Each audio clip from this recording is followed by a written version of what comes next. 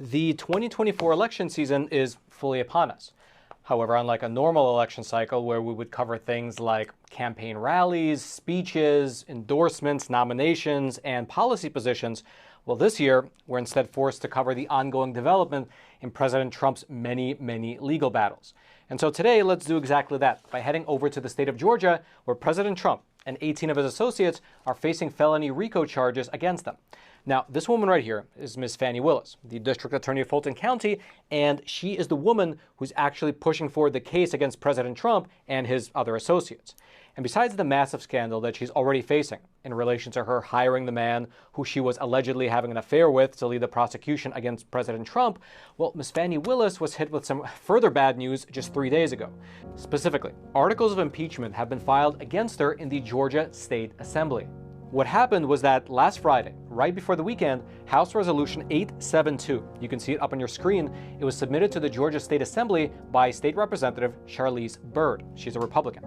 This resolution, it accuses Ms. Fani Willis of using her office not to pursue justice, but rather for political gain. Quote, the 10-page State House resolution filed on Friday by Ms. Byrd outlines the case for charging Ms. Willis with violations of oath by a public officer under Georgia Code Section 16-10-1. And just for your general reference, that particular state statute, here is what it says in relevant part. Quote, any public officer who willfully and intentionally violates the terms of his oath as prescribed by law shall, upon conviction thereof, be punished by imprisonment for not less than 1 nor more than 5 years. Now, this resolution then goes on to list 22 specific articles of impeachment, each one of them being an alleged violation of that particular law, Georgia Code 16-10-1. And out of those 22 articles of impeachment, quote, 19 of the impeachment charges are allegations that Ms. Willis's prosecution of President Trump and the 18 other co-defendants under Georgia's organized crime laws was done for the purpose of advancing her political career and so grossly violates her oath of office. Meaning that 19 of these charges, they allege that the RICO prosecution against President Trump is not being done to pursue justice, but rather it's being done for political purposes. And then the other 3 charges, well, they are, you can say, a bit more interesting. One of the charges is for allegedly withholding material evidence from the jury. Then another one of the charges has to do with Ms. Fani Willis allegedly owing money to the state of Georgia when she took office. Here's specifically what the resolution says. Quote, allegedly falsely claiming she was not the holder of any unaccounted for public money due the state while owing late fees stemming from her candidacy for office. Now that is a very unusual charge, and what it basically means is that over in the state of Georgia, it's illegal for someone to take office if they owe money to the state. And allegedly, Ms. Fani Willis was sworn into office while she still owed money to the Georgia Elections Commission, while at the same time she again allegedly claimed that she did not owe any money.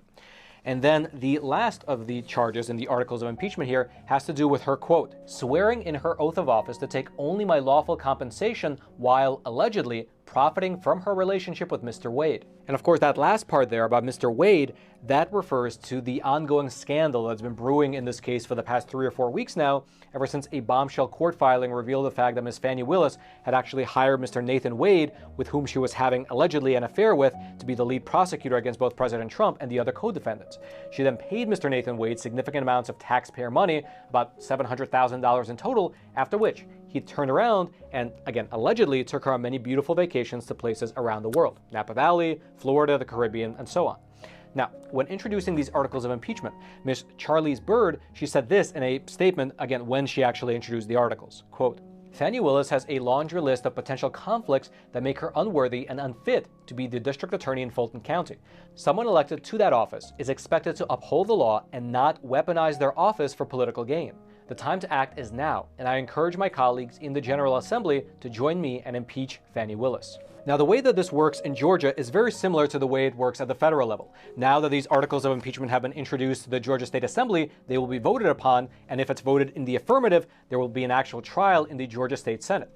And given the fact that the Georgia State Assembly is overwhelmingly in the hands of Republicans, it might very well go through. And also, it's worth noting that the Georgia State Senate is overwhelmingly controlled by Republicans, and perhaps they are chomping at the bit to hear this trial. That's because, interestingly, on the very same day that these articles of impeachment were introduced to the Assembly, Assembly, on that very same day, the Georgia State Senate also passed a separate piece of legislation which established a committee to investigate Ms. Fani Willis. Quote, the Georgia State Senate voted on Friday to create a special committee to investigate Fulton County District Attorney Fani Willis after a Republican senator said she misspent tax dollars in her criminal prosecution of former President Trump. The state Senate vote was 30-19.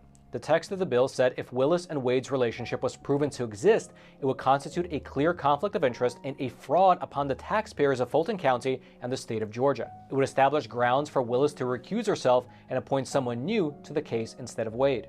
Now, in terms of why the state Senate voted as they did to launch this investigation, well, according to State Senator Brandon Beach, quote, it is becoming more and more clear that this was prosecution for personal profit.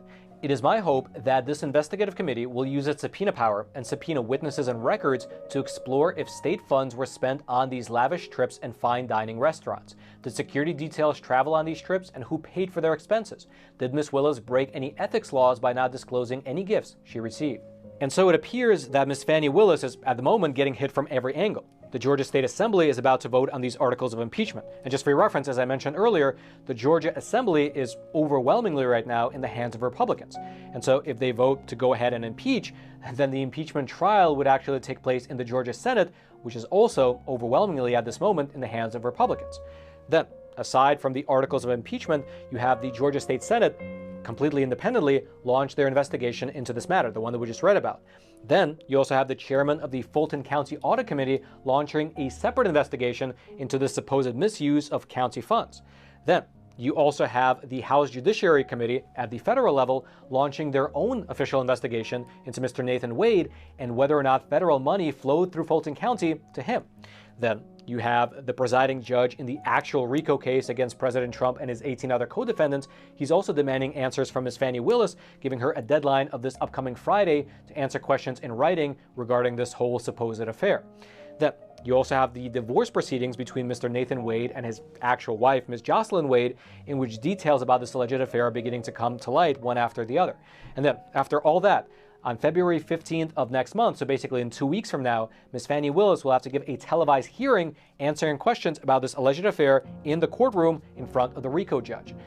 It seems like realistically, even from just a time perspective, it's hard to imagine that anyone in the Fulton County District Attorney's Office can reasonably be expected to devote their full attention to the Trump case when they have these different investigations, probes, impeachments, and hearings all hanging over their heads.